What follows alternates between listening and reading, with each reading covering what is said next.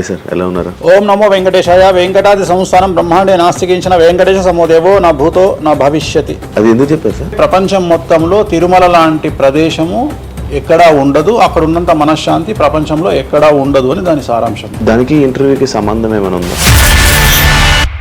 నాగ చైతన్య శోభిత జాతకాన్ని మీరు చెప్పడం జరిగింది కదా, అది తప్పని ఇప్పటికైనా ఒప్పుకుంటున్నారా? వేణుస్వామి జాతకం చెప్పినప్పుడు కామెడీ 2-3 ఏళ్ళైనా. మీ జాతకం ఎప్పుడు మారిపోతుంది? మారింది, ఆల్రెడీ మారింది. ఇదే వీడియో కింద మళ్ళీ పెడతాడు ఎవడో, మళ్ళీ వచ్చిన వారా పంది అని పెడుతుంది. ఒక హీరోయిన్ తయారు చేయాలి అంటే ఎలా తయారు చేయాలో నాకు తెలుసు, ఒక హీరోని సూపర్ స్టార్ ఎలా చేయాలో నాకు తెలుసు. ఎలా చేస్తారు మీరు? పూజలతోనే అయిపోతుంది. అంటే వాళ్ళకి టాలెంట్ అవసరం లేదు. అసలు టాలెంట్ అనేది ఇండస్ట్రీలో దానంత. అమ్మాయిలు ఎందుకు వచ్చి చేయించుకుంటుంటారు పూజలు? ఒక రాజు కావాలంటే రాజ్యం కావాలి, ఒక రాణి కావాలి. అమ్మాయిలకు బ్రెయిన్ కంటే కూడా వాళ్ళ సడన్ గా ఇప్పుడు సెలబ్రిటీలు అందరూ బెట్టింగ్ యాప్లు ఇరుక్కుంటున్నారు. 2025 సంవత్సరంలో సెలబ్రిటీ అనే ప్రతి ఒక్కడు ఏదో సమస్య ఇరుకుతాడు. అది అల్లు అర్జున్తోనే స్టార్ట్ అయింది. రేపు పొద్దున ఈ 11 మంది కూడా. వేణుస్వామి గారు చేసిన తప్పులకి నలిగిపోతూ ఆయన మీద జరుగుతున్న ట్రోల్స్ తీయించడానికి లక్షలు ఖర్చు పెడుతున్నాడనే పబ్లిక్లో టాక్ అనేది నడుస్తుంది. నేను పిచ్చినా కొడుకున్నా, నేను ఆస్ట్రాలజీలో కానీ బ్రాహ్మణ్ కమ్యూనిటీలో కానీ నేను సన్నీ లియోను. నేను నా బట్టలు నేనే ఇప్పుకుంటా, నేను ఎవరిని ఇప్పనియా. ఒకవేళ నేను అండర్వేర్ ఉంటే అదన్నా లాగుదామని కూడా వస్తుండే, నేను అది కూడా ఇప్పేసిన. సుప్రీంకోర్టు ఇచ్చిన ఆర్డర్ ప్రకారం నేను వేరే అమ్మాయితో పడుకున్నా. ఆయన లారీ కళ్ళద్దాలు పెట్టుకుంటాడు అని ఒక జ్యోతిష్కుడు నన్ను విమర్శిస్తున్నాడు. అంటే అరే లారీ కళ్ళద్దాలు అది కొనాలంటే ఎంత అంటే ఇంకా నువ్వు దాని గురించి మాట్లాడితే నువ్వు ఇక వాడిని కుక్క కంటే హీనంగా నేను చూడాలి తప్ప వాడిని. పాన్ ఇండియా ఆస్ట్రాలజీ 100% తప్పేముంది. US, దుబాయ్ అవన్నీ వెళ్తున్నారంట. కామాఖ్యలో నాన్ వెజ్ ఉండదు, లిక్కర్ ఉండదు అని చెప్పి పబ్లిసిటీ చేశారు. అక్కడికి వెళ్ళే వాళ్ళు క్షుద్ర పూజలు వీళ్ళు వాళ్ళు వెళ్తుంటారు. శ్రీకాళహస్తిలో రేవంత్ రెడ్డి గారి గురించి మాట్లాడారు కాబట్టి ప్రెసెంట్ జనాల్లోని నెగిటివిటీ అని. రేవంత్ రెడ్డి జైలుకు వెళ్ళడానికి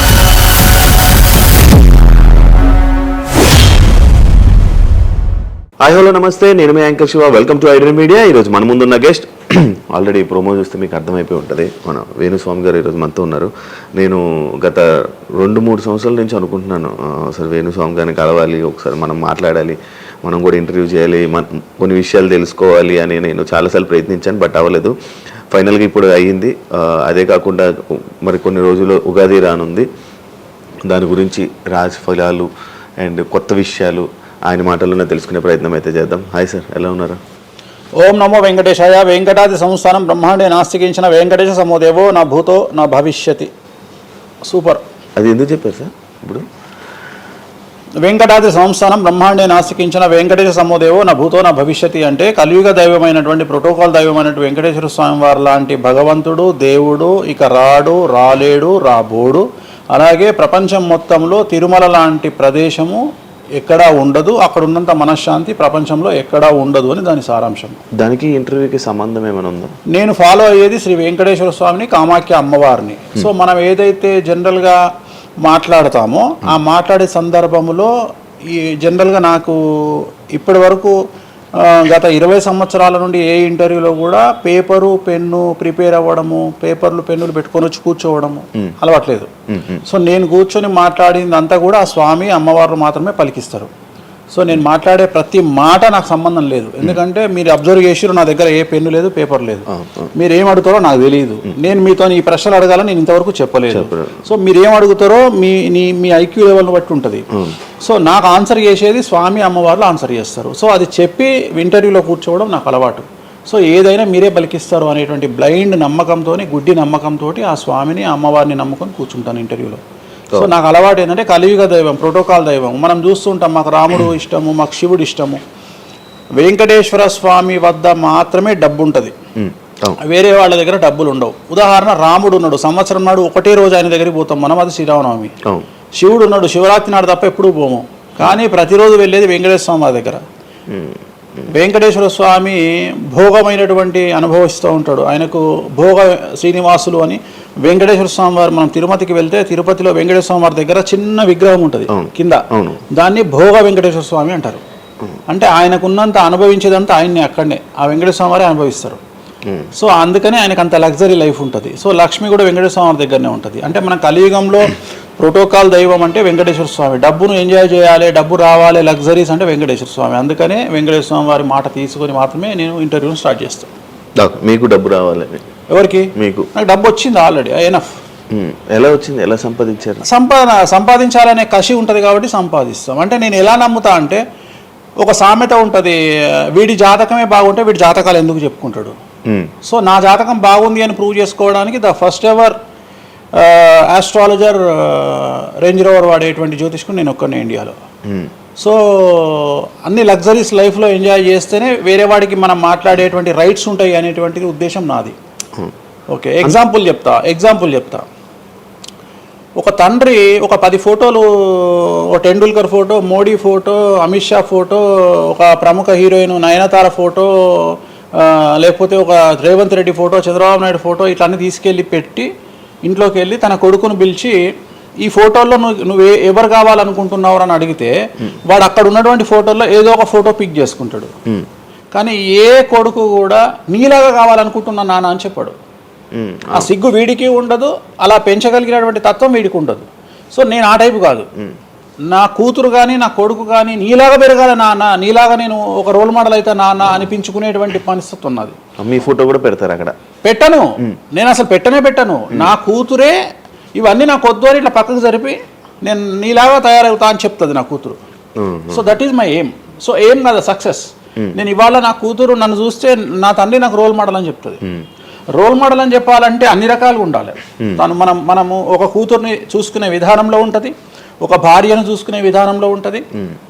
అలాగే సామాజికంగా మనం మన కూతురికి ఏమి ఇస్తున్నామో, కొడుకుకి ఏమి ఇస్తున్నాము, సమాజంలోకి వాళ్ళని ఎట్లా వదులుతున్నాము అనేటువంటిది కూడా అది ముఖ్యమైనటువంటి విషయం. సో ఇవన్నిటికీ సంసిద్ధతను వ్యక్తం చేయాల్సినటువంటి పరిస్థితి, వీటిని తయారు చేయాల్సినటువంటి పరిస్థితి నా మీద ఉంటుంది. సో నన్ను ఫస్ట్ ఎవరు కూడా క్వశ్చన్ చేయడానికి వీలు లేదు. అంటే నా దగ్గరకు వచ్చేవాడు, వేణుస్వామి నీ జాతకం బాగుంటే నువ్వు జాతకాలు ఎందుకు చెప్పుకుంటావు? సో ఇప్పుడు నేను ఒక హీరోయిన్ని తయారు చేయాలి అంటే ఎలా తయారు చేయాలో నాకు తెలుసు. అంటే ఆమె జాతకంలో యోగం ఉంటే ఆమెను సూపర్ స్టార్ ఎలా చేయాలో నాకు తెలుసు, ఒక హీరోని సూపర్ స్టార్ని ఎలా చేయాలో నాకు తెలుసు. సో ఎలా చేస్తారు మీరు? పూజలతోనే అయిపోతారా? పూజలతోనే అయిపోతారు. అంటే వాళ్ళకి టాలెంట్ అవసరం లేదు? వాళ్ళకి టాలెంట్ జాతకం ఉంటేనే అంటున్నా కదా, యోగం ఉంటేనే అవుతారు కదా. జాతకంలో ఉంటుందనే ఉంటుంది, ఒకవేళ ఉన్నదని మనకు కనిపించింది. అవును, వాళ్ళకి ఒకవేళ టాలెంట్ లేకపోతే అసలు టాలెంట్ అనేది ఇండస్ట్రీలో ఎవరికీ ఉండదు. Practice makes perfect. ఓకే, దానంత పనికి మాలిన మాట ఇంకోటి లేదు. శివ రాగానే ఫస్ట్ ఇంటర్వ్యూలోనే ఇరగదీయడు. శివ 1వ ఇంటర్వ్యూకు, శివ 100వ ఇంటర్వ్యూకు నక్కకు నాగలో అనుకున్నంత తేడా ఉంటుంది. మరి శివ ఫస్ట్ ఇంటర్వ్యూలోనే టాలెంట్ ఇరగదీసిండా? Practice makes perfect. అంత ఛాన్స్ ఇవ్వట్లేదు కదా ఇప్పుడు ఇండస్ట్రీలో. ఎవరు ఇక్కడికి వచ్చి ప్రాక్టీస్ చేసుకుంటామంటే ఛాన్సులు రావట్లేదు కదా. ఆటోమేటిక్గా టాలెంట్ అనేది మనము ప్లే చేస్తున్న రోల్స్ను బట్టి వస్తుంది. డైరెక్ట్గా అల్లు అర్జున్ గంగోత్రి సినిమాలో చూసిన అల్లు అర్జున్కు, పుష్ప 3లో చూసిన అల్లు అర్జున్కు కోడిపిల్ల లెక్క కళ్ళు తిరిగి కింద పడతాం అందరం. ఆయన హావభావాలు కానీ, ఆయన ముఖవర్చస్సు కానీ, గంగోత్రి సినిమాలో ఉన్నటువంటి అల్లు అర్జున్కు, పుష్ప 3కి. మరి గంగోత్రిలోనే పుష్ప 3 లాగా ఎందుకు లేడు అల్లు అర్జున్ అంటే? మరి అప్పుడు టాలెంట్ లేదా? సో ఇక్కడ ప్రాక్టీస్ మేక్స్ పర్ఫెక్ట్. అంటే కొన్ని పనికి మాలినటువంటి మాటలు మాట్లాడేటువంటి ఎప్పుడో 50 ఏళ్ళ కింద సామెతలను తీసుకొచ్చి రుద్దే ప్రయత్నం చేస్తారు. సో ఇక్కడ టాలెంట్ అనేది పక్కన పెడదాం, అవకాశం ముఖ్యం. నువ్వు టాలెంట్ ప్రూవ్ చేసుకోవాలంటే అవకాశం ముఖ్యం. శివ అనేవాడు యాంకరింగ్లో తోపు తురుము అని ప్రూవ్ చేసుకోవాలంటే అవకాశం ముఖ్యం. అవకాశం లేకపోతే శివలో టాలెంట్ ఉండదు, ఆ టాలెంట్ డెవలప్మెంట్ ఉండదు. సో ఇక్కడ ఏంది అంటే అవకాశాలు రావడం కోసం మనం ప్రయత్నం చేస్తాం. ఒక సీఎం సీట్ ఎక్కడం కోసం సీఎం ఏం చేస్తాడు అని తెలవాలి అంటే సీట్ ఎక్కాలి. సీట్ ఎక్కిన తర్వాత సీఎంగా ఈయన పనికొస్తాడా రాడని డిసైడ్ అవుతుంది. అట్లనే ఒక అమ్మాయి హీరోయిన్ అయిన తర్వాత ఈ అమ్మాయికి అంత సీన్ ఉందా లేదా అనే విషయం తెలుస్తుంది. సో మనం కనుక నయనతారని తీసుకున్నా, సమంతని తీసుకున్నా, ఏ హీరోయిన్ తీసుకున్నా, ఏ హీరోని తీసుకున్నా, వాళ్ళ ఫస్ట్ సినిమాకు, వాళ్ళ 3వ సినిమాకు, వాళ్ళ 30వ సినిమాకు ఎక్స్ట్రీమ్ చేంజెస్ ఉంటాయి. సో ఇవన్నీ ఎట్లా వస్తున్నాయి అంటే ఫస్ట్ సినిమాకి టాలెంట్ లేదు, వాళ్ళు సానబట్ట పెడతారు, వాళ్ళకు వచ్చేటువంటి క్యారెక్టర్ల ద్వారా వాళ్ళు ఆ లెవెల్కి వస్తారు. అట్లనే ఒక గ్రామస్థాయి సర్పంచ్ నుండి స్టార్ట్ అయినటువంటి వ్యక్తి వాళ్ళ రాష్ట్రానికి తెలంగాణకు ముఖ్యమంత్రి అయిన రేవంత్ రెడ్డి అంటే ఆయన ప్లానింగ్, ఆయన ఎట్లా చేయాలి, ఎట్లా సీఎం కావాలి అనే ఆలోచనల ద్వారా ఇక్కడికి వచ్చిండు. తెలంగాణలో కాంగ్రెస్లో ఎంతో మంది తోపులు తురుములు ఉండగా రేవంత్ రెడ్డి ఎందుకు సీఎం అయ్యిండు అంటే రేవంత్ రెడ్డి టార్గెట్ సీఎం పదవి. మధ్యలో ఉండేవాళ్ళు వేరే వాళ్ళందరూ టార్గెట్ సీఎం పదవి కాదు, కానీ రేవంత్ రెడ్డి మాత్రమే అన్ని కష్టాలు పడ్డాడు, రేవంత్ రెడ్డి మాత్రమే సీఎం టార్గెట్ చేసుకొని వాళ్ళ పదవి వచ్చింది. సో ఇది practice makes perfect.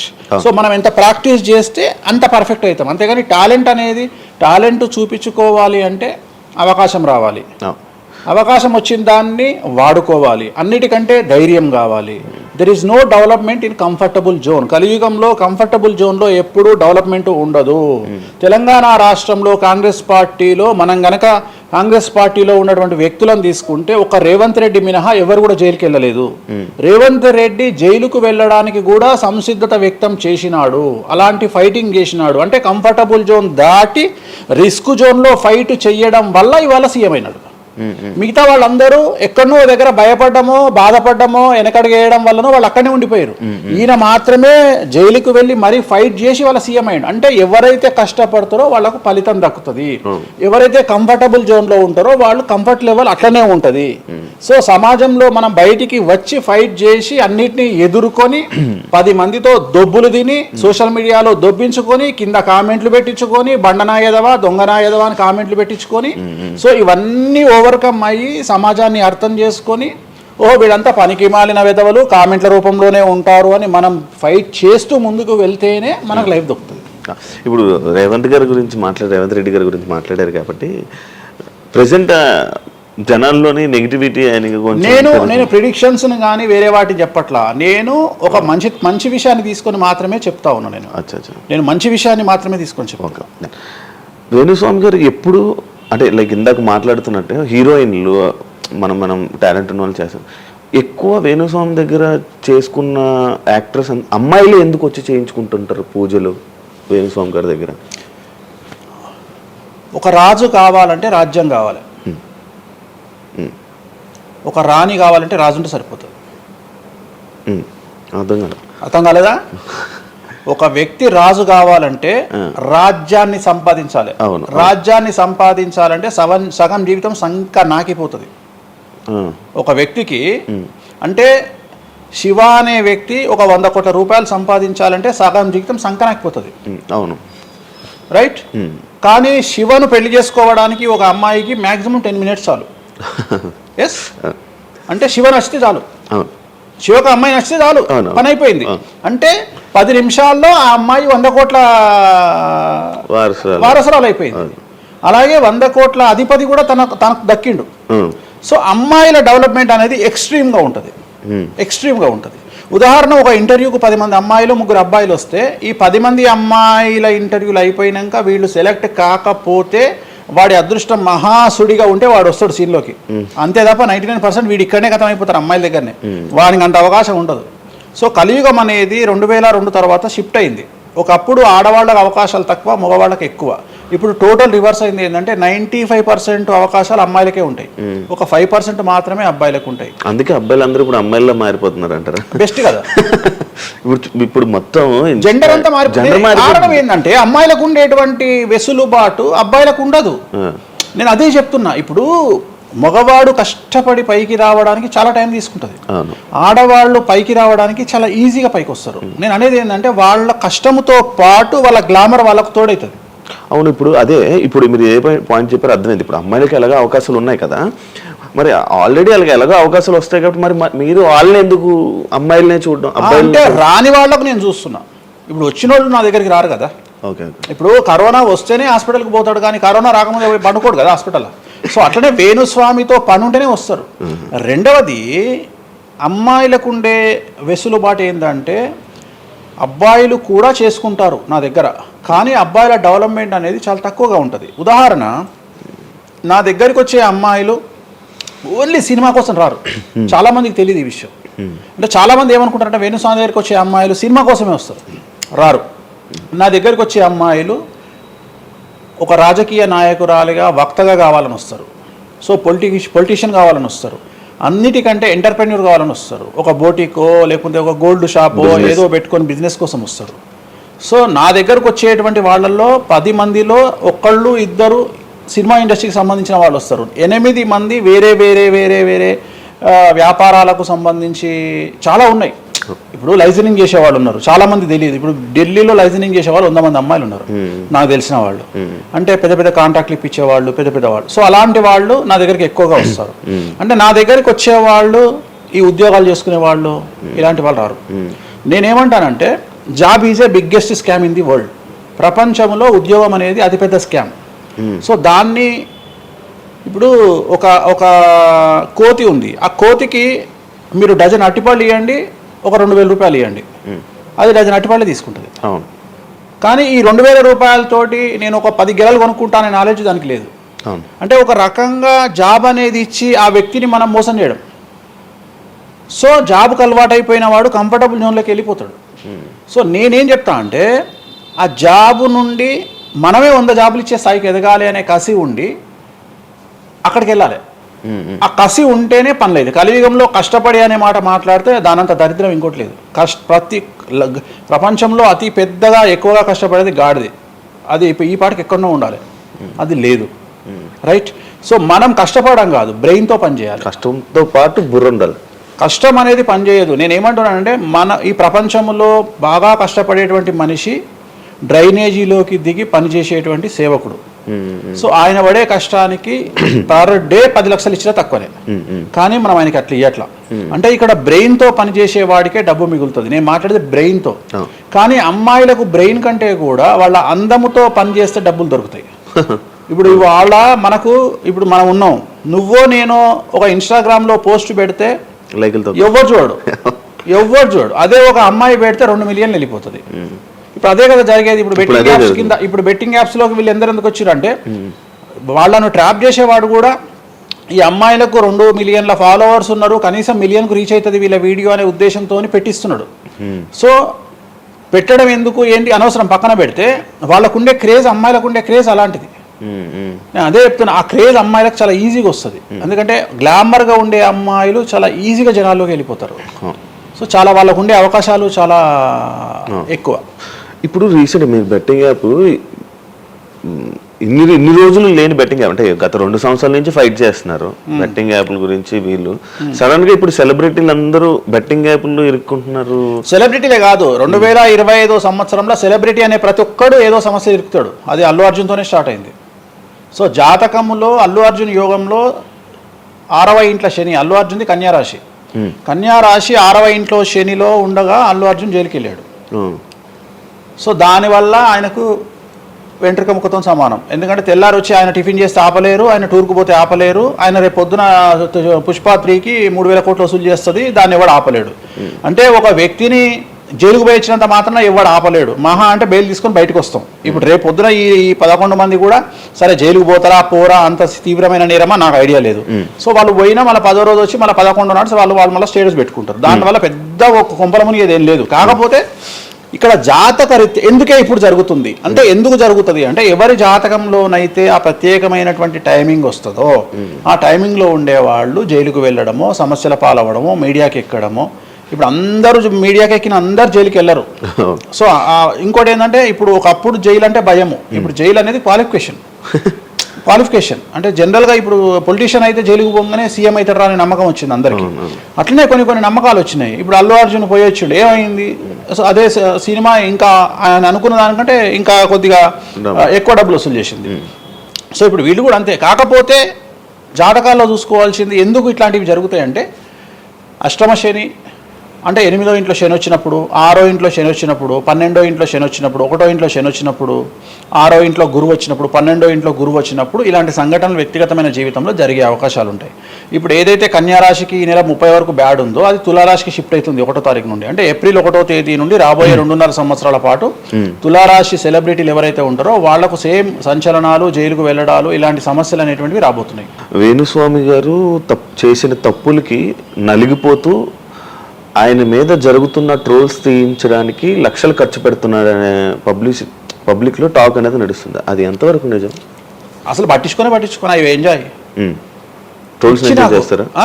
Trolls enjoy చేస్తాను నేను. ట్రోల్స్ని ఎంజాయ్ చేస్తాను నేను.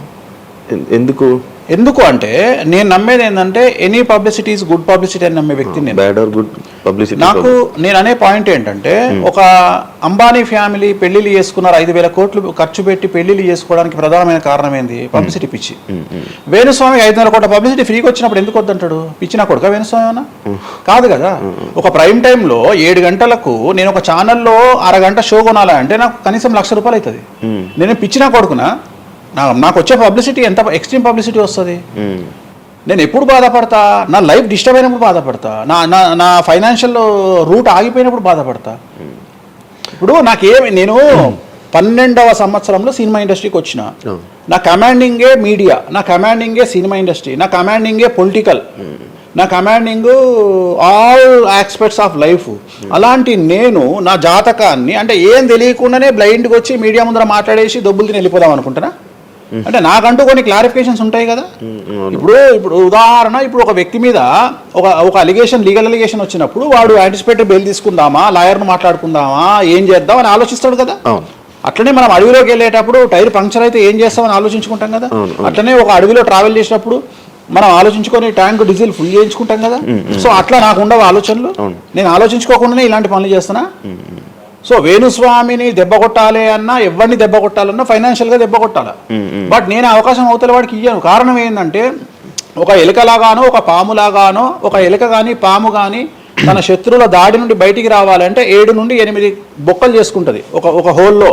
అంటే ఇటు రాడ్ పెడితే ఇటు వెళ్ళిపోతుంది, ఇటు రాడ్ పెడితే ఇటు వెళ్ళిపోతుంది. సో అట్లనే నేను ఒక 4-5 రకాల ఆర్థిక వనరులను ఏర్పాటు చేసుకున్నా. నా మెయిన్ ఇది కాదు. ఇది కాకుండా ఇంకా 4-5 రకాల ఆర్థిక వనరులను ఏర్పాటు చేసుకున్నా.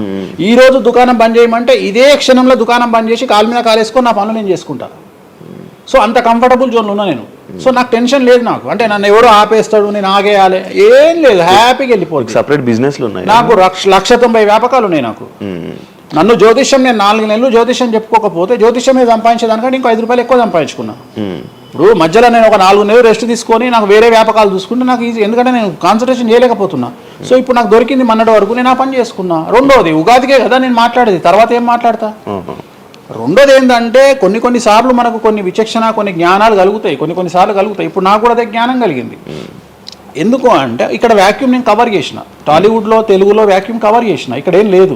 సో నేను వాక్యూమ్ ఇంకా క్లియర్ చేసుకోవాలి, ఇంకా పెంచుకోవాలి అంటే బాలీవుడ్కు పోవాలి, కన్నడ పోవాలి, తమిళ్ పోవాలి. సో అటువైపు నేను కాన్సన్ట్రేషన్ చేస్తున్నా ఎక్కువగా. అందుకని నేను ఇక్కడ సెలబ్రిటీల గురించి చెప్పడం ఆపేసిన, తెలుగు సెలబ్రిటీల గురించి చెప్పడం లేదు. ఇప్పుడు మీరు పాన్ ఇండియా ఆస్ట్రాలజీ 100% తప్పేముంది? అదే విన్నాను రీసెంట్గా. US, దుబాయ్ అవన్నీ వెళ్తున్నారంట. అంటే దాని అర్థం క్లయింటేల్ ఉందనే కదా. ఇప్పుడు మన యూరప్ పోయి వచ్చిన సరే, ఒక పెద్ద విషయంలో వెళ్ళేసి వచ్చిన చెప్పుకోవాలని లేదు, చెప్పను. క్లయింటేల్ ఉంది. ఆస్ట్రేలియాకి రెగ్యులర్గా ఎవ్రీ 3 months ఆస్ట్రేలియా పోతా, ఎవ్రీ 3 months లండన్ పోతా నా క్లయింటేల్కు. తప్పేముంది? అంటే ఉన్నట్టే కదా, నేను అనేది ఉన్నట్టే కదా. ఇప్పుడు విచక్షణ కలిగిన వాడు ఆలోచిస్తాడు. అంటే వేణుస్వామి మీద ఎందుకు వస్తున్నాయి రూమర్స్, ఎందుకు వేణుస్వామిని టార్గెట్ చేస్తున్నారు, నాకు అనవసరం. వాళ్లకు అవసరం ఉన్నోడు ఎంక్వైరీ చేసుకొని నా దగ్గరకు వస్తాడు. నేను ఇంకోటి అందరికి ఒకటే చెప్తా, నా పాజిటివ్ వీడియోల కంటే నా నెగిటివ్ వీడియోలే చూడండి. ఫస్ట్ జనాలు నన్ను ఎక్కిన వీడియోలు చూడండి, నన్ను దొబ్బిన వీడియోలు చూడండి, నా గురించి నెగిటివ్గా పెట్టిన వీడియోలు చూడండి. అప్పటికే మీకు నా మీద నమ్మకం కలిగితేనే నా దగ్గరికి రండి, లేకపోతే రావద్దు. ఫస్ట్ వాటిని ఎంజాయ్ చేయండి, వాటిని ఫుల్ ఎంజాయ్ చేయండి, చేసి నా దగ్గరికి రండి. అట్లాంటి వాళ్ళే నా దగ్గరకు వస్తారు. అవునా? నాకు అదే కావాలి. చెప్పారా?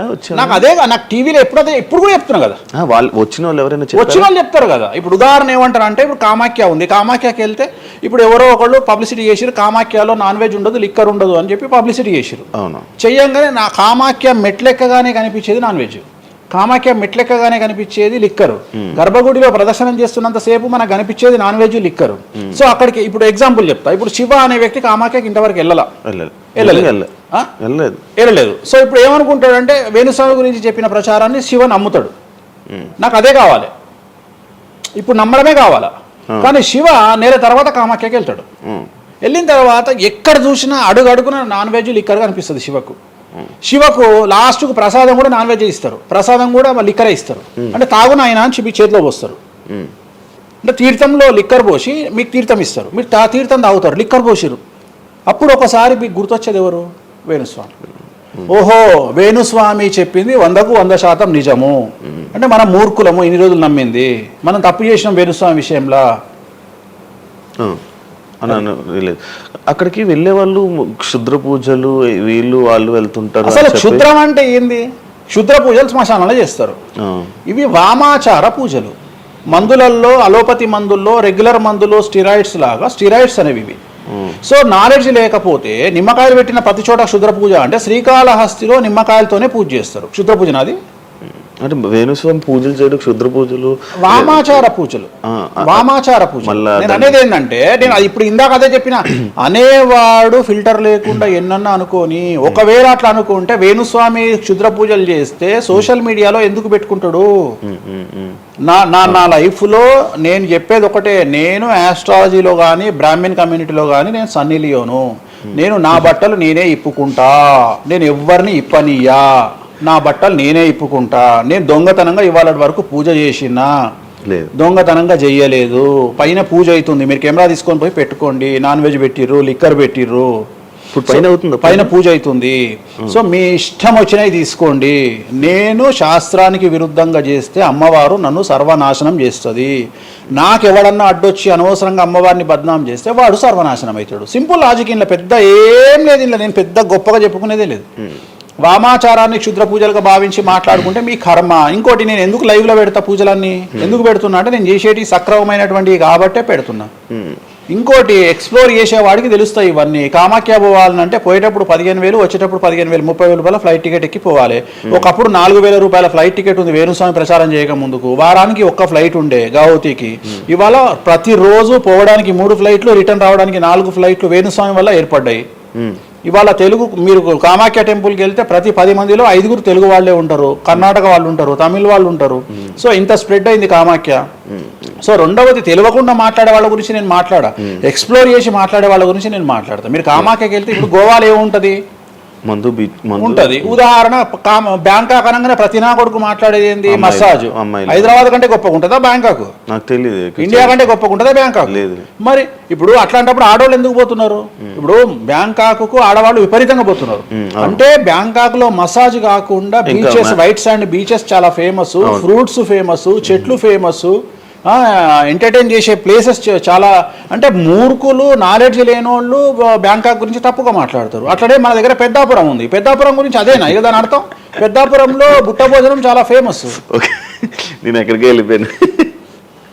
పెద్దాపురం అని ఉంది, బుట్ట భోజనం ఉంది. పెద్దాపురంలో బుట్ట భోజనం నాకు ఇష్టము, కొంతమందికి వేరే ఇష్టం. అంటే నేను అనేది ఏంటంటే, మీ ఇష్టం వచ్చినట్టు. ఇప్పుడు చిలకలూరుపేట అని పేరు, అంత మాత్రం తప్పు పడతామా? అంటే మూర్ఖపు వేదవాళ్ళు మాట్లాడే మాటలకు నేను తీసుకోవాల్సినటువంటి పని నాకు లేదు. రెండవది, కాదేది విమర్శకు అనర్హం. అంటే వేణుస్వామి దగ్గర విషయం ఉంది, వేణుస్వామి సెలబ్రిటీ కంటెంట్, లేదా వేణుస్వామిని ట్రోల్ చేసినా, వేణుస్వామిని తిట్టినా, వేణుస్వామి గురించి సబ్జెక్టు పెట్టినా, కనీసం మనకు ఒక వీడియోతోని ఒక 5 జీతాలు వెళ్తాయి అనేటువంటి నమ్మేటువంటి ప్రజల గురించి నేను మాట్లాడను. ఎందుకంటే నా వల్ల వాళ్ళ జీతాలు వెళ్తున్నప్పుడు నేను సంతోషపడతా. నా వల్ల జీతాలు వెళ్తున్నప్పుడు నేను ఎంత తిడితే నాకు అంత ఆనందం. ఎందుకంటే వేణుస్వామి మంచోడు అని చెబితే ఎవడు చూడడు.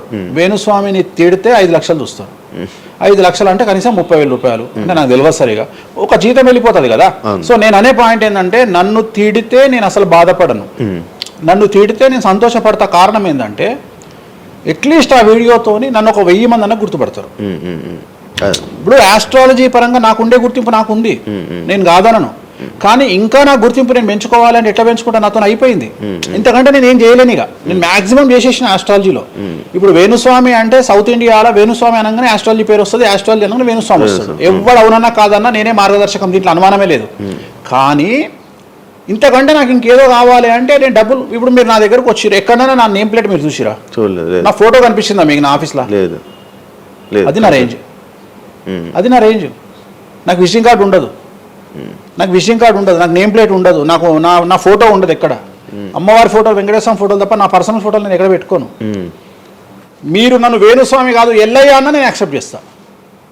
ఒకవేళ ఒకరోజు యాంకరింగ్లో ఒక ఆమె ఏం చేసిందంటే, అమ్మాయి ఇంటర్వ్యూ చేయబోతూ వేణుస్వామి కాకుండా ఏదో కొత్త పేరు చెప్పింది. కొత్త పేరు చెప్పి భయపడ్డది. అంటే నేను ఫ్లోలో చెప్పేసి భయపడ్డది. స్వామి తప్పు చెప్పినా అంటే నీ ఇష్టం వచ్చిన పేరు చెప్పుకోపో అన్న. జనాలకైతే నేను వేణుస్వామి అని తెలుసు కదా. ఇప్పుడు వేణుస్వామి బొమ్మేసి పుల్లయ్య అంటే ఇక వేణుస్వామి అనుకుంటారు కదా జనాలు. నేను అనేది అది. సో నాకు ఎంత విమర్శ చేస్తే ఐఎమ్ ఫీల్ హ్యాపీ. గురించి మీరు అంత క్రియేట్ జనాల్లో అందరికీ తెలుసు, ఆల్రెడీ నేను మౌత్ పబ్లిసిటీని నమ్ముతా. రెండవది సింపుల్ లాజిక్. తెలుగు జనాలు అంత పిచ్చోళ్ళ, ఎక్కడ ఎవరి గురించి నెగిటివ్ పడుతుంది, ఏం పడుతుంది, ఎందుకు పడుతుంది, దీని వెనకాల ఏం జరుగుతుంది అని ఆలోచించలేనంత చవటలో నేను అనుకోను. ప్రతి యాడ్ను క్షుణ్ణంగా పరిశీలిస్తారు, ప్రతి టీవీలో టెలికాస్ట్ అయ్యే ప్రతిదీ క్షుణ్ణంగా పరిశీలిస్తారు, దీని వెనక వీళ్ళ మోటో ఏంది అనేది కూడా ఆలోచిస్తారు.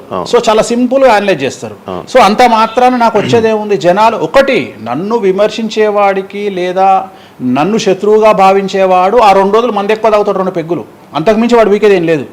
రెగ్యులర్గా తాగే మందు కంటే 2 పెగ్గులు ఎక్కువ తాగుతాడు, 2 ముక్కలు ఎక్కువ తింటాడు, ఎందుకంటే అబ్బా వేణుస్వామికి ఏదో అయిపోయింది అని. కానీ అంతకుమించి జరిగేది ఏముంటుంది, వేణుస్వామి మర్డర్ చేసినా, మానభంగం చేసినా రాజ్యాంగానికి అతీతంగా లోపలికి పోతాడు. అది కాకుండా 19(1) ప్రకారమే ఎవరికైతే జనాలకు స్వేచ్ఛ మాట్లాడే హక్కు ఉందో దాన్ని బేస్ చేసుకొని వేణుస్వామి మాట్లాడతాడు తప్ప వేణుస్వామి రాజ్యాంగాన్ని మీరి ప్రవర్తించేటువంటి పరిస్థితి లేదు. రాజ్యాంగానికి లోబడి ప్రవర్తిస్తాడు. సో ఆర్టికల్ స్పీచ్ 19(1) ప్రకారమే మాట్లాడతాడు. దీంట్లో ఎటువంటి సమస్యలు లేదు. నా వృత్తి ఆస్ట్రాలజీ, సో పర్ఫెక్ట్గా మాట్లాడుకుంటా. కానీ నా గురించి నెగిటివ్గా మాట్లాడే వాళ్ళు ఎప్పుడు కూడా నా శ్రేయోభిలాషలే, ఎందుకంటే వాళ్ళు నా స్థాయిని పెంచుతూ ఉన్నారు కాబట్టి నేను వాళ్ళని ఎప్పుడూ శత్రువులుగా భావించను. వేణుస్వామి గారితో డేంజర్ అంటే మిగతా కొంతమంది బ్రాహ్మణ లైక్ పంతులు కానీ వీళ్ళు కానీ చెప్పేది ఇది, వేణుస్వామి గారి డేంజరు ఆయన్ని ఒకవేళ ఏమైనా అంటే మళ్ళీ ఆయన పూజలు చేసి మనం నాశనం అయిపోయేలా ఇది కూడా ఆయన చేయగలడు, నమ్ముతున్నట్టే కదా. అంటే నాకు వర్తుందనే కదా, అలా అర్థం కాదు, వర్తున్నట్టే కదా. ఇప్పుడు వర్త్ లేకపోతే ఫీల్ కావాలి, భయపడుతున్నారంటే నమ్ముతున్నట్టే కదా. సబ్జెక్ట్ ఉందని నమ్ముతున్నారు కదా. ఓకే ఓకే, పవర్స్ ఉన్నాయి, పవర్స్ నమ్ముతున్నారంటే సబ్జెక్టే కదా. అది తప్పేం లేదే దాంట్లో, దాని తప్పేం లేదు కదా. అంటే నా దగ్గర పవర్స్ నమ్ముతున్నారు కదా, ఇట్ ఈస్ ప్రూవ్డ్ కదా. నేను అనే పాయింట్ ఏంటంటే, నేనేదో జనాల్ని ఉద్ధరిస్తా, నేనేదో జనాలకు పూజలు చేసి వాళ్ళను మంచి చేస్తా అనుకున్నప్పుడు ఫస్ట్ అడిగే క్వశ్చన్ ఏంటంటే, రేపు ఇచ్చినాయాలా నీకు వచ్చిన సమస్యల్ని క్లియర్ చేసుకోరా అంటారు ఫస్ట్. మరి నా సమస్యలను క్లియర్ చేసుకుంటా కదా, లాజికా కాదా? చేస్తారా నిజంగా? నేను అడిగే పాయింట్ మీకు అర్థం కాలా? అర్థమైంది. నేను చెప్తున్నది ఒకటి, నీకు అర్థమవుతున్నది ఏమంటున్నా. నాకు ఒక న్యాయపరమైన చిక్కు వచ్చినప్పుడు దాని నుండి బయటపడడానికి నేను పూజలు చేసుకుంటానా చేసుకోనా? మరి వాటి ద్వారానే కదా నేను జనాలకి. ఇప్పుడు నీకేదన్నా ప్రాబ్లం వచ్చి రేపు పొద్దున వేణుస్వామి గారు నాకు ఈ సమస్య వచ్చింది అంటే సమస్య మీరు ఎప్పుడు నమ్ముతారు? నన్ను మీరు చేశాక మీరు నేను బయటపడ్డప్పుడు నమ్ముతారు. అదే మీ సమస్యల నుంచి మీరు బయటపడ్డాక జనాలు నమ్ముతారు. అర్థమైంది. బట్టతల పెట్టుకొని నేను వెంట్రుకలు మొలిపిస్తాను టీవీలో యాడ్ ఇస్తే అమనాబుద్ధులు తిడతారు. అరే నీకే గుండు మీద ఎంటికలు లేవు, నువ్వేం మొలిపిస్తావురా అని. అట్లనే నేను కూడా నా స్టామినా ఏందో జనాలకు తెలియజెప్పాలి అంటే నేను నా సమస్యల నుండి బయటపడ్డప్పుడే కదా ఎదుటి వ్యక్తికి చేసే రైట్స్ నాకు ఉంటాయని చెప్తున్నా. అంటే ఇప్పుడు మీకు వచ్చిన సమస్యల నుంచి మీరు బయటపడ్డానికి మీకు మీరే పూజ చేసుకున్నారు. ఎందుకు చేసుకో? నా జాతకాన్ని నేను విశ్లేషించుకుంటా కదా. నాకు వచ్చే సమస్య నేను అనుకోను, బట్ నేను సమస్యలు వస్తే వాటిని క్లియర్ చేసుకోవడానికి నాకుండే రెమెడీస్ నాకు ఉంటాయి కదా. మీరు చేశారు ఆ పూజల్లో ఎవరైనా నష్టపోయారా? ఎవరిని నేను అనేది ఏంటంటే మనం బాగుండాలని కోరుకుంటాం. ఇంకోటి ఏంటంటే ఫస్ట్ నేను శత్రువుగా భావించాలి కదా. నేను అంత దూరం ఆలోచించాను. నేను ఎదుటి వ్యక్తిని శత్రువుగా ఎప్పుడు భావిస్తా అంటే వ్యక్తిగతంగా వచ్చి నన్ను కొట్టినప్పుడు నేను భావిస్తా. అంటే నా గురించి చెడుగా మాట్లాడడం అనేది నాకు శత్రువు కాదు, ఎందుకంటే వాళ్ళ వృత్తి అది. బోల్డ్ మంది మాట్లాడతారు, అందరూ శత్రువులు. నేను అదే అంటున్నా. ఇప్పుడు ఇదే వీడియో కింద మళ్ళీ పెడతాడు ఎవడో, మళ్ళీ వచ్చిన వారా పంది అని పెడతాడు. ఇప్పుడు నేను వాడిని ఇల్లు ఎత్తుక్కుంటూ పోవాలా నేను? వాడిని ఇల్లు నాకు కనీసం లక్షల్లో క్లయింటేల్ ఉంటుంది. ఈ వీడియో కింద తిడితే తిడితే ఒక 10 మంది తిడతారు. ఈ 10 మంది అలవాటు కాదు, కలియుగ ధర్మము. నేను చాలా ప్రాక్టికల్గా ఉంటా. నేను లేకపోతే ఎంత దమ్ము ఉంటే ధనిష్టల నేను వచ్చి మందు తాగుతా, నాన్ వెజ్ పెడతా అని చెప్పుకోవాలంటే చాలా విషయం ఉండాలి, మామూలు విషయం కాదు. ఈ కమ్యూనిటీలో తట్టుకోవాలి. అందుకనే నేనేమంటున్నా, ఒక బ్రాహ్మడు అనగానే ఇప్పుడు ఉదాహరణ ఒక పెద్ద పూజారు ఉన్నాడు ఏ గుడికి, ఆ పెద్ద పూజారిని టార్గెట్ చేయాలంటే ఫస్ట్ టార్గెట్ చేసేది నాన్ వెజ్ తింటాడు, లిక్కర్ ముట్టుకుంటాడు అని చెప్తారు. అందుకని నేనే నా బట్టలు ఇప్పేసుకుంటున్నా, అవకాశం లేదు. అంటే నేను ఆల్మోస్ట్ అండర్వేర్తో సహా అన్ని ఇప్పేసిన. ఒకవేళ నేను అండర్వేర్ ఉంటే అదన్నా లాగుదామని ఎవడో వస్తుండే, నేను అది కూడా ఇప్పేసిన. ఇంకేముంది నా నాయన నన్ను ఇప్పడానికి? నా దగ్గర ఏం లేదు కదా. ఇప్పుడు నువ్వేమైనా కొత్తవి చూపిస్తే ఏం చూపిస్తావు? నువ్వేం చూపిస్తావు?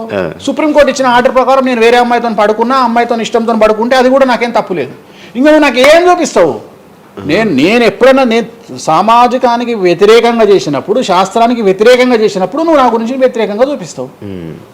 అంతే తప్ప నా దగ్గర ఏమున్నాయని చూపిస్తావు? నేను చచ్చే వరకు చూపించలేవు. నేను నన్ను బొందబెట్టే వరకు, నన్ను తగలబెట్టే వరకు నేను తప్పు చేసినా అని చూపించలేవు. నేను చెయ్యను. మీరే చెప్పేసుకుంటున్నారు. నేనే చెయ్యను. నేను ఇప్పుడు పైసలు లేనివాడు, పైసలు పోగొట్టుకున్నవాడు బెట్టింగ్లోకి పోతాడు. లేదా ఇప్పుడు కొత్త వ్యవహారాలు ఉన్నాయి. ఒకడేమో నిధులు దొరుకుతాయని పోతాడు, ఒకడేమో రైస్ పుల్లర్ అని పోతాడు. ఇవన్నీ ఏం కావని తెలుసు, మనకు తెలుసు, వాడికి తెలియదు. వాడు మానసికంగా వీక్ కాబట్టి వాడు సొంతంగా డబ్బులు దొంగతనంగా నాకు అవసరమే లేదురా నాయన. నాకు వేరే వ్యాపకాల నుండి డబ్బులు వస్తున్నప్పుడు లంగ పని చేసే అవకాశం నేనెందుకు చేస్తా? నాకు అవసరమే లేదు. నన్ను లంగ పని చేయమని చెప్తే నేను చెయ్య, నాకు వద్దు. నేను లంగ పని చేసే సవ్వాలే లేదు, నాకు అవసరం లేదు. రెండోది ఏంటంటే నా దగ్గరికి రానంత వరకే నా గురించి నెగిటివ్గా మాట్లాడతారు. ఒక్కసారి నా ఆఫీస్లోకి ఎంటర్ అయ్యారు అంటే వానికే అర్థమైపోతుంది, నీ అమ్మాయి కుల్లం ఉన్నాడు రా నాయన, ఈయనతో వేస్ట్, ఈయన దగ్గర ఏం దొరకదు. రెండవది, ఇవాళ ఎక్కడ పడితే అక్కడ కెమెరాలు పెట్టుకొచ్చేటువంటి స్థాయిలో ఇది మనకు సైన్స్ పెరిగింది. ముక్కు పుల్లలు కూడా పెట్టుకొస్తారు, చౌకమ్మలు కూడా పెట్టుకొస్తారు. నేను లంగ పని చేస్తే కూర్చొని 2 నిమిషాలు దొరకబట్టి టెలికాస్ట్ చేస్తారు. కానీ మాటలున్నాయి, క్లారిటీ సాక్ష్యం లేదు. ఇక మరి ఏం చేస్తాను నేను? పోనీ నేను అందరిలాగా దాచిపెట్టే మనిషిని కాదు, దొంగతనంగా లంగపనంగా డోర్లు అన్ని కుల్లా ఉన్నాయి. మీరు ఎక్కడికొచ్చినా మాట్లాడి నా ఆఫీస్లో ఏమైనా చేయండి, ఓపెన్గా పూజలు చేస్తా. ఇంకోటి వేరే తోడు పెట్టే కానీ నేనే పూజ పెడుతున్నా. ఇంకోటి 2 బాటిల్ కూడా నా చేతిలో పట్టుకొని అమ్మవారికి నైవేద్యం చేస్తున్నా. పోనీ నేను బాటిల్ దొంగతనంగా ఇది మందు బాటిల్ కాదు అని చెప్తలేను, blue label bottle, royal silver bottle నేనే పోసి మరి అమ్మవారికి నైవేద్యం చేస్తున్నా. ఇంకా ఎక్కడనే దాపరికం ఉంది? ఇంకా బాటిల్స్ కూడా కాస్ట్లీ, అంటే పెద్ద గెస్టులకే అవి పెద్ద వాళ్ళ విఐపి రేంజ్ని బట్టి పెడతాం. నార్మల్ వాళ్ళు వస్తే వాళ్ళకి ఒకటి వాళ్ళ ఇష్టం. ఇప్పుడు ఉదాహరణ బాలయ్యబాబు చేస్తే మ్యాన్షన్ పెడతాం. కొంతమంది ఎన్ఎస్సి అంటే ఇప్పుడు ఉదాహరణ వాడు మొన్న ఎవడో విమర్శిస్తుండు నన్ను. మొన్న ఎవడో ఆయన లారీ కళ్ళద్దాలు పెట్టుకుంటాడు అని ఒక జ్యోతిష్కుడు నన్ను విమర్శిస్తున్నాడు. అంటే అరే లారీ కళ్ళద్దాలు అది కొనాలంటే కాశీ దానికి దేకాలి. ఎంత ఉంటే అంటే మన లైఫ్లో దాని వాల్యూ తెలియదు. అదే కుక్కకేం తెలుసు కుసుమపు వాసన, నెయ్యి గురించి ఏం తెలుసు కుక్క కంటే? వాడు ఏదో మాట్లాడతాడు. వాడు మాట్లాడినప్పుడు నేను వాడి మీద పీటీఏ చూపిస్తా. అరే నా కళ్ళద్దాల గురించి మాట్లాడుతున్నాడు, ఆ కళ్ళద్దాలు నీ జీవితంలో చేతులు కూడా పట్టుకొని చూడలేవురా నువ్వు. ఇంకా నువ్వు దాని గురించి మాట్లాడితే నువ్వు ఇక వాడిని కుక్క కంటే హీనంగా నేను చూడాలి తప్ప వాని గురించి వాని మీద నేను సింపతి చూపిస్తా తప్ప నేను కోపానికి ఎందుకు వస్తా? అట్లా చాలా మంది విమర్శ చేస్తుంటారు. విమర్శల గురించి మనం పట్టించుకునే. మీకు బ్రాండ్ బట్టలు, బ్రాండ్ స్పెట్స్ అవన్నీ ఎలా అలవాటయ్యాయి? అంటే ఎలా అలవాటయ్యాయి అంటే ఇప్పుడు కూడా చెప్తా, జాతక రీత్యా శుక్రుడు ఎవరికైతే కొద్దిగా నీచంలో ఉంటాడో వాళ్ళు ప్రతి శుక్రవారం నాడు పర్ఫ్యూమ్ కొట్టుకోవాలి. శుక్రుడు అంటే లగ్జరీస్. ఓకే. శుక్రుడు జాతకంలో శుక్రుడు గ్రహం నేను మాట్లాడేది.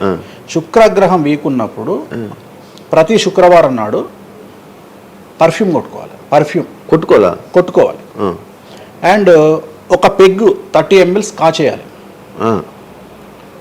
తాగుమని చెప్తే వేణుస్వామి చెప్పిండు కదా అని ఒక ఉద్యమంలాగా తాగొద్దు. ఒక 30 ml స్కాచ్ తాగాలి. అట్లా ఒక 3 నెలలు చేసిన తర్వాత డెవలప్మెంట్ ఏందో మీకే కనిపిస్తుంది. మళ్ళీ వేణుస్వామి మందు తాగేమన్నాడు అని కాంట్రవర్సీ కావచ్చు. డాక్టర్లే చెప్తారు, డాక్టర్లే 30 ml తాగితే హార్ట్కి మంచిది, బీపీకి మంచిది అని చెప్తారు. కానీ డాక్టర్ల పేరు అడ్డం పెట్టుకొని కుంభాలు తాగుతారనే భయానికి డాక్టర్లు చెప్పరు, ఆపేశారు. 30 ml అనేది చాలా మంచిది. బట్ నేను రోజు తాగమంటలేను, శుక్రవారం నాడు మాత్రమే. అది కూడా శుక్రుడు నీచంలో ఉంటే, శుక్రుడు 6వ ఇంట్లో, 12వ ఇంట్లో, 8వ ఇంట్లో ఉన్న శుక్రుడి మీద శని దృష్టి ఉన్న జాతకరీత్యా మీరు శుక్రవారం నాడు 30 ml పెగ్గు తాగండి నైటు. అది కూడా ఫ్యామిలీతోని మహమ్మద్ రఫీ పాటలు పెట్టుకొని, ఏఆర్ రెహమాన్ పాటలు పెట్టుకోనో, ఇళరాజా పాటలు పెట్టుకొని ఆ పెగ్గు తాగి ఆ పాటలు ఎంజాయ్ చేసి పండుకోండి హ్యాపీగా. సో మీ లైఫ్ ఎట్లుంటుందో చూడండి.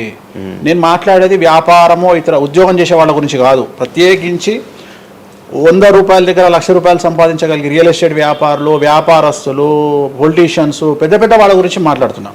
టీచర్లు, అటెండర్ల గురించి నేను మాట్లాడతలేను. టీచర్ ఎంత తాగినా తాగుడు మిగులుతుంది తప్ప పైసలు రావు, ఎందుకంటే ఆయన జీతం అంతే కాబట్టి.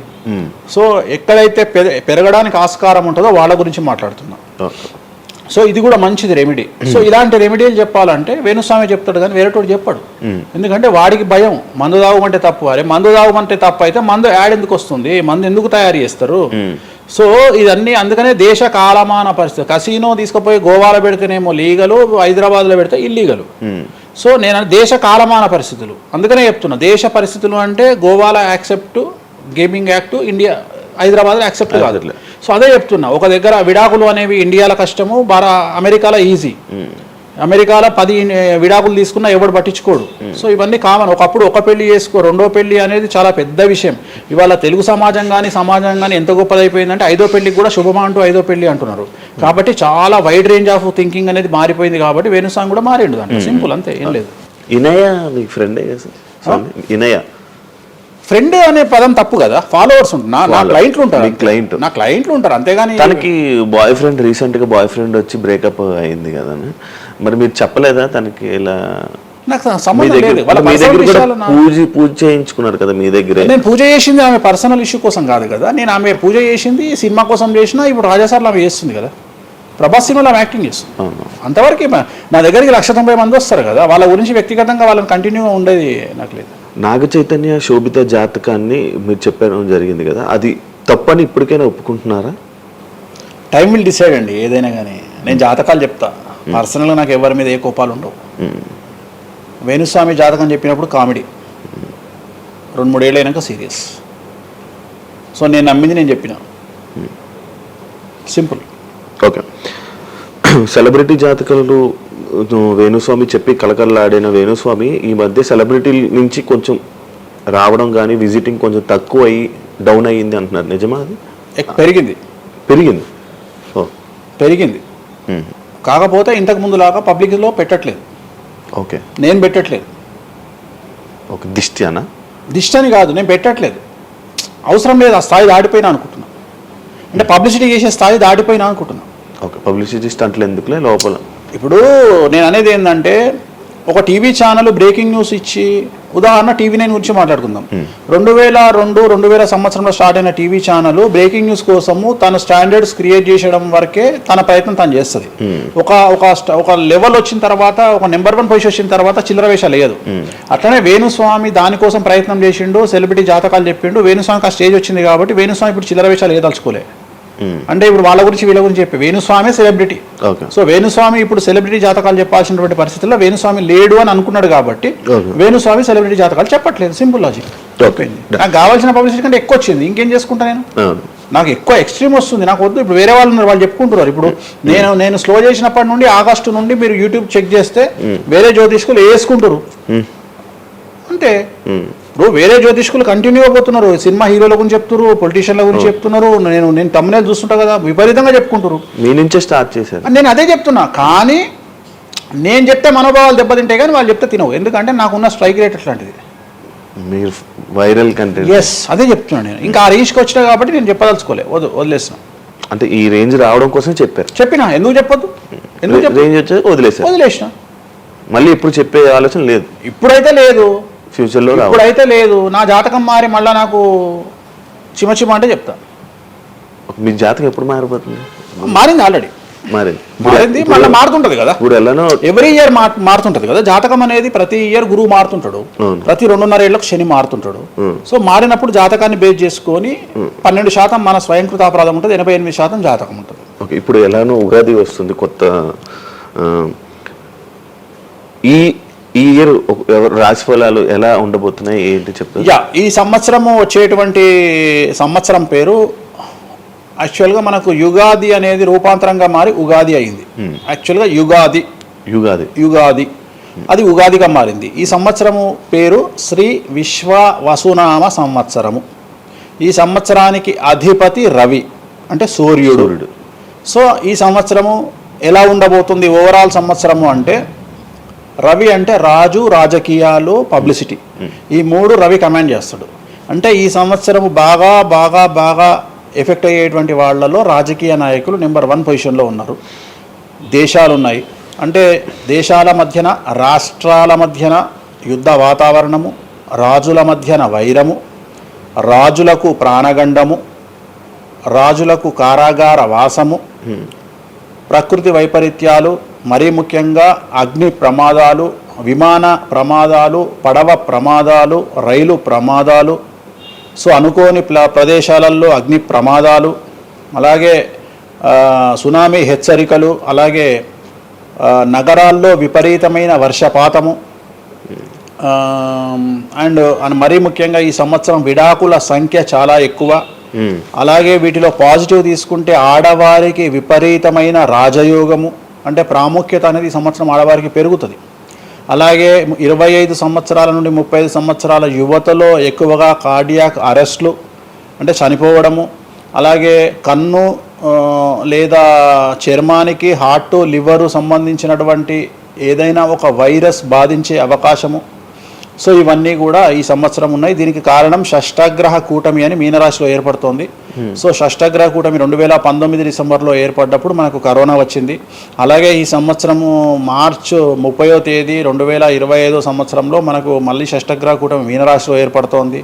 సో దీనివల్ల సుమారు మేషరాశి, సింహరాశి, తులారాశి, ధనుస్సు రాశి, మీనరాశి వాళ్ళు చాలా చాలా సమస్యల బారిన పడేటువంటి అవకాశాలు ఉన్నాయి. ఇది ఓవరాల్ సంవత్సర ఫలితము. ఇక మేషాది మీనరాశిలో ద్వాదశ రాశులుగా తీసుకున్నట్టయితే మేషరాశి గురించి తీసుకుంటే, మేషరాశికి ఎవరైతే 1995 నుండి 2003 మధ్యన జన్మించి ఉన్నారో వాళ్ళందరికీ ఈ సంవత్సరము 2వసారి ఏలినాటి శని ప్రారంభమవుతూ ఉంది. సో 2వసారి ఏలినాటి శని అనేది చాలా డేంజరు. సో న్యాయపరమైన చిక్కులు, ఆర్థికపరమైన చిక్కులు, సమాజంలో చెడ్డ పేరు, అనారోగ్య సమస్యలు, అలాగే ఆర్థిక అస్తవ్యస్తము, అంటే సరి అయినటువంటి నిర్ణయాలు తీసుకోకుండా ల్యాండ్ కొన్నా, ప్లాట్లు కొన్నా, ఫ్లాట్లు కొన్నా, ఇండ్లు కొన్నా లిటిగేషన్ అయ్యే అవకాశము, పెట్టుబడిలో విపరీతమైన ధన నష్టము, అలాగే తల్లిదండ్రులలో ఒకరికి ప్రాణగండాలు. సో ఇవన్నీ, అలాగే వీసాలు రిజెక్ట్ అవ్వడము, H1B వీసాలు క్యాన్సిల్ అవ్వడము, ఇండియాకు రావడం వేరే దేశం నుండి, ఉద్యోగం కోల్పోవడము, అలాగే ఆర్థిక నష్టము, ఇవన్నీ కూడా కనిపిస్తూ ఉన్నాయి ఈ సంవత్సరం మేషరాశి వారికి. మరి ఏం చేయాలా అంటే, నలుపు రంగు దుస్తులకు దూరంగా ఉండాలి. తిరునల్లార్ శనీశ్వర ఆలయంలో ప్రత్యేకమైన శని పూజ నిర్వహించుకోవడం ద్వారా సమస్యల నుండి బయటపడేటువంటి అవకాశాలు 100కి 100% ఉన్నాయి. నెక్స్ట్ వృషభ రాశి. ఈ సంవత్సరం 100కి 100% అనుకూలంగా ఉన్నటువంటి రాశి వృషభ రాశి. పట్టిందల్లా బంగారంగా ఉంటుంది, ఏది చేసినా సక్సెస్ కనిపిస్తుంది. గత 5 సంవత్సరాల నుండి పడుతున్నటువంటి కష్టాలన్నీ తొలగిపోతాయి. సో ఆర్థికంగా విపరీతంగా ఉంటుంది. వ్యాపారంలో రూపాయికి 10 రూపాయల లాభం వస్తుంది. ఉద్యోగస్తులకు ట్రాన్స్ఫర్స్ ఉంటాయి, ప్రమోషన్లు ఉంటాయి. ప్రభుత్వ ఉద్యోగస్తులకు మ్యూచువల్ కింద భార్యాభర్తలు ఒకే ప్రదేశానికి వచ్చేటువంటి అవకాశాలు కనిపిస్తూ ఉన్నాయి. విద్యార్థులకు ఉత్తీర్ణత శాతం ఉంటుంది. అలాగే కోరుకున్నటువంటి యూనివర్సిటీలో ప్లేస్మెంట్స్ దొరుకుతాయి. అలాగే విదేశీ వీసాలు అప్రూవ్ అవుతాయి. రైతులకు 2 పంటలు అనుకూలంగా ఉంటాయి. కళాకారులకు మంచి కార్యక్రమాలు వస్తాయి. విదేశాల్లో కార్యక్రమాలు నిర్వహిస్తారు కళాకారులు. సో ఏ రకంగా తీసుకున్నా వృషభ రాశి వారికి అనుకూలమైన ఫలితాలు ఉన్నాయి, ఎటువంటి రెమెడీస్ అవసరం లేదు. నెక్స్ట్ మిథున రాశి. సో వ్యయగురువు నుండి జన్మగురువులోకి మారుతున్నటువంటి గురువు వల్ల విపరీత రాజయోగం అనేటువంటిది మిథున రాశి వారికి గోచరిస్తూ ఉంది. సో మిథున రాశి వారికి ఈ సంవత్సరం పట్టిందల్లా బంగారంగా ఉంటుంది. ఇంతకుముందు చెప్పినట్టుగా ఈ రాశికి కూడా 100కు 100% అనుకూలంగా ఉంది. మరీ ముఖ్యంగా రాజకీయ నాయకులకు అన్ఎక్స్పెక్టెడ్ పాజిటివ్ థింగ్స్ జరగడం ఈ సంవత్సరం గమనించాల్సినటువంటి విషయం. అవివాహితులకు వివాహయోగ సూచనలు, సంతానం లేని వారికి సంతాన యోగము, ఉద్యోగం లేని వారికి ఉద్యోగము, ట్రాన్స్ఫర్స్ కోరుకునే వారికి ట్రాన్స్ఫర్స్, అలాగే అన్ని రంగాల్లో పనిచేసేటువంటి వారికి, ప్రభుత్వ ప్రైవేటు ఉద్యోగాల్లో ఉండేవారికి పాజిటివ్ థింగ్స్, ప్రమోషన్లు, ట్రాన్స్ఫర్స్, వ్యాపారస్తులకు అనుకూలతలు ఇవన్నీ కూడా కనిపిస్తూ ఉన్నాయి. స్త్రీలకు మరీ ముఖ్యంగా అనుకూలంగా ఉండబోతూ ఉంది. సో మిథున రాశి వారికి ఎటువంటి సమస్యలు ఈ సంవత్సరం లేవు. సో నెక్స్ట్ వచ్చే రాశి కర్కాటక రాశి. సో కర్కాటక రాశి వారికి సంబంధించి 100కు 90% అనుకూలమైనటువంటి ఫలితాలు ఉన్నాయి. 10% సమస్య ఏమిటి అంటే మే 9, 2025 నాడు గురువు వ్యయంలోకి వస్తూ ఉన్నాడు. మిథున రాశి ప్రవేశం అనేటువంటిది గురువు వ్యయంలోకి వస్తూ ఉన్నాడు. అది ఒక్కటే ఒక సమస్య కనిపిస్తూ ఉంది. సో 90% చాలా అనుకూలంగా ఉండబోతూ ఉంది. అష్టమ శని వెళ్ళిపోతుంది. 9వ ఇంట్లోకి శని భాగ్యస్థానంలోకి వస్తున్నాడు. సో అనుకూలమైనటువంటి ఫలితాలు ఉన్నప్పటికీ ఎవరైతే కర్కాటక రాశి జాతకులు 60 సంవత్సరాలు దాటి ఉంటారో వాళ్లకు సమస్యలు అనేటువంటివి, ఆరోగ్యపరమైన ఇబ్బందులు అనేటువంటివి కనిపిస్తున్నాయి. అలాగే తొందరపాటు నడక వల్ల అంటే మెట్లు ఎక్కేటప్పుడు దిగేటప్పుడు నీరు ఉన్న దగ్గర నడిచేటప్పుడు జాగ్రత్తలు తీసుకోండి. ఎందుకంటే గురువు వ్యయం వల్ల కింద పడి కాళ్ళు చేతులు విరగొట్టుకునే అవకాశం ఉంది కర్కాటక రాశి వారికి. మరి రెమెడీ ఏమిటి అంటే ప్రతి గురువారం నాడు లెమన్ ఎల్లో షర్ట్ ధరించడం మగవాళ్ళైతే, ఆడవాళ్ళైతే లెమన్ ఎల్లో డ్రెస్సును ధరించడం వల్ల కర్కాటక రాశి వారు సమస్యల నుండి బయటపడతారు. నెక్స్ట్ సింహరాశి. సో సింహరాశి జాతకులకు అష్టమ శని ప్రారంభమవుతూ ఉంది. ఖచ్చితంగా అన్ని రంగాల వారికి, చిత్ర పరిశ్రమ వారికి, టీవీ రంగం వారికి, మీడియా రంగం వారికి, రాజకీయ నాయకులకు, వ్యాపారస్తులకు, అన్ని వర్గాల వారికి సమస్యలు ఉంటాయి. న్యాయ వ్యవస్థ పరంగా న్యాయపరమైన చిక్కులు ఉంటాయి, సంచలనాలు నమోదవుతాయి, మీడియాకి ఎక్కే అవకాశం ఉంది. సమాజంలో చెడ్డ పేరు, తల్లి తండ్రి లేదా భార్య భర్త తరపున ఎవరికైనా ఒకళ్లకు ఆరోగ్యపరమైన ఇబ్బందులు ఏర్పడే అవకాశం ఉంది. కాబట్టి ఖచ్చితంగా ధన నష్టం ఏర్పడుతుంది. అప్పులు చేయాల్సినటువంటి పరిస్థితి గోచరిస్తూ ఉంది సింహరాశి వారికి. మరి రెమెడీ ఏమిటి అంటే తిరునల్లార్ శనీశ్వర ఆలయంలో ప్రత్యేకమైన శని పూజ నిర్వహించుకోవడం ద్వారా సమస్యల నుండి బయటపడేటువంటి అవకాశాలు కనిపిస్తూ ఉన్నాయి. సో నెక్స్ట్ వచ్చిన రాశి కన్యారాశి. సో కన్యారాశి వారికి 6వ ఇంట్లో నుండి శని వెళ్ళిపోతూ ఉన్నాడు. ప్రజెంట్ శని 7వ స్థానంలోకి వస్తూ ఉన్నాడు. సో చాలా అనుకూలమైనటువంటి ఫలితాలు ఉంటాయి. నూతన పదవి, నూతన ఉద్యోగము, ఉద్యోగంలో ప్రమోషన్లు, కోరుకున్న చోటకి బదిలీలు, వ్యాపారంలో అన్ని రూపాయలకు ఎక్కువగా సంపాదించడము, స్త్రీలకు కోరుకున్న దానికంటే ఎక్కువ ధనం రావడము, భార్యాభర్తల మధ్య అన్యోన్యత, విద్యార్థులకు ఉత్తీర్ణత శాతం పెరగడము, అలాగే విద్యార్థులకు వీసాలు ఏర్పడము, కోరుకున్న ప్లేస్మెంట్స్ దొరకడము, రైతులకు 2 పంటలు అధిక దిగుబడి రావడము, ఇవన్నీ కూడా కన్యారాశి వారికి కనిపిస్తున్నాయి. రెమెడీస్ అవసరం లేదు. ఈ సంవత్సరం చాలా బాగుంది. నెక్స్ట్ తులారాశి. సో ఈ అన్ని రాశుల్లోకి అతి డేంజర్ రాశి, సమస్యల బారిన పడే రాశి తులారాశి.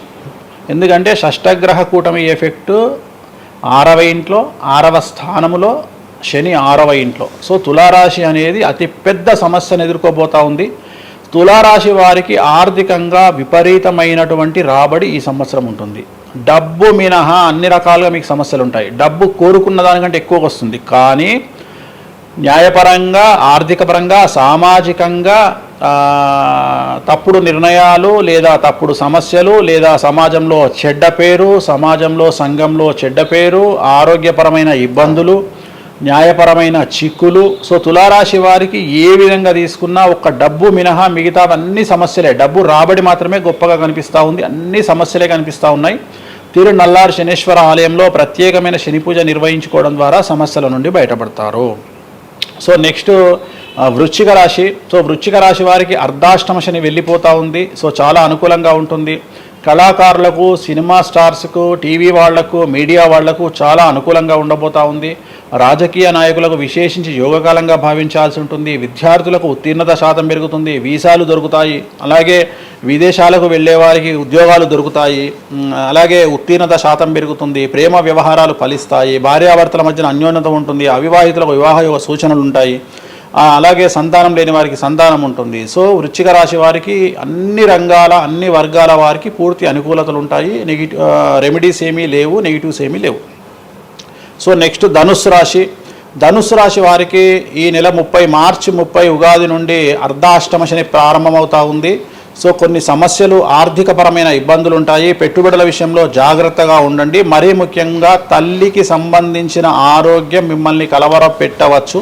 సో తల్లిగారి ఆరోగ్యం పట్ల జాగ్రత్తలు తీసుకోండి. అలాగే పెట్టుబడుల విషయంలో జాగ్రత్తలు తీసుకోండి. సమాజంలో చెడ్డ పేరు వచ్చే అవకాశం ఉంది కాబట్టి జాగ్రత్తగా ఉండండి. సో ధనుస్సు రాశి వారు తిరునల్లార్ శనీశ్వర ఆలయంలో ప్రత్యేకమైన శని పూజ నిర్వహించడం ద్వారా సమస్యల నుండి బయటపడతారు. సో నెక్స్ట్ మకర రాశి. గత 10 సంవత్సరాల నుండి మకర రాశి వారు పడుతున్నటువంటి బాధలన్నీ తొలగిపోతాయి. 7.5 సంవత్సరాల ఏలినాటి శని వెళ్ళిపోతూ ఉంది. సో పట్టిందల్లా బంగారంగా ఉంటుంది. ఆర్థికంగా, సామాజికంగా, రాజకీయంగా, న్యాయపరంగా, వివాహపరంగా, సంతానపరంగా, అవివాహితులకు వివాహ యొక్క సూచనలు, సంతానం లేని వారికి సంతానము, ఉద్యోగం లేని వారికి ఉద్యోగము, విదేశాల్లో ప్రయత్నం చేసే వారికి అనుకూలతలు, అలాగే ట్రాన్స్ఫర్స్, ప్రమోషన్స్ అన్నీ కూడా అనుకూలంగా ఉన్నాయి. ఎటువంటి రెమెడీస్ అవసరం లేదు. కానీ ఒకే ఒక్క విషయం, భార్యాభర్తల మధ్యలో గొడవలు వచ్చేటువంటి అవకాశాలు కనిపిస్తూ ఉన్నాయి. మకర రాశి వారికి ఎడబాటు కనిపిస్తూ ఉంది. ఆ ఒక్క విషయంలో జాగ్రత్తలు తీసుకోండి, కోపాన్ని తగ్గించుకోండి. సో నెక్స్ట్ కుంభరాశి. కుంభరాశికి 2వ స్థానంలో షష్టగ్రహ కూటమి ఏర్పడుతోంది కాబట్టి ధన నష్టం అనేటువంటిది ఏర్పడబోతూ ఉంది. అతి పెద్ద ధన నష్టం మీరు పెట్టేటువంటి ఇన్వెస్ట్మెంట్ రూపంలో కావచ్చు, భూములు కొన్నా, ఇండ్లు కొన్నా, లేదా ఏదైనా వ్యాపారంలో పెట్టుబడి పెట్టినా చాలా తీవ్రమైన ధన నష్టాన్ని మీరు ఎదుర్కొనే అవకాశం ఉంది. కాబట్టి తొందరపాటు చర్యలు, తొందరపాటు నిర్ణయాలకు దూరంగా ఉండండి. నలుపు రంగు కార్లకు, నలుపు రంగు వస్తువులకు దూరంగా ఉండండి. తిరునల్లార్ శనీశ్వర ఆలయంలో ప్రత్యేకమైన శని పూజ నిర్వహించడం ద్వారా కుంభరాశి జాతకులు సమస్యల నుండి బయటపడతారు. ఇక చివరిదైనటువంటి రాశి మీనరాశి. మీనరాశి వారికి జన్మంలో అంటే మీనరాశిలోనే షష్టగ్రహ కూటమి ఏర్పడతా ఉంది. సో చాలా సంచలనాలు ఉంటాయి. నెగిటివ్సే కనిపిస్తూ ఉన్నాయి, పాజిటివ్స్ ఒక్కటి కూడా కనిపించడం లేదు. ఆర్థికంగా, న్యాయపరంగా, సామాజికంగా, ఆరోగ్యపరంగా, కుటుంబ పరంగా అన్ని రకాల ఇబ్బందులు ఎదుర్కొంటారు. సంచలనాలు ఫేస్ చేయాల్సి వస్తుంది. కుటుంబంలో ఆరోగ్యపరమైన ఇబ్బందులు ఉంటాయి, ఆర్థికపరమైన నష్టాలు ఉంటాయి, భార్యాభర్తల మధ్యన గొడవలు ఉంటాయి, ఎడబాటుకు దారితీసే అవకాశం ఉంది. తల్లిదండ్రుల్లో వారికి ప్రాణగండం కనిపిస్తూ ఉంది. సో చాలా సమస్యలు మీనరాశి వారు ఫేస్ చేసే అవకాశం ఉంది. తిరునల్లార్ శనీశ్వర ఆలయంలో ప్రత్యేకమైన శని పూజ నిర్వహించడం ద్వారా ఈ సమస్యల నుండి బయటపడేటువంటి అవకాశాలు ప్రస్ఫుటంగా కనిపిస్తున్నాయి. ఇవి 12 రాశుల వివరాలు.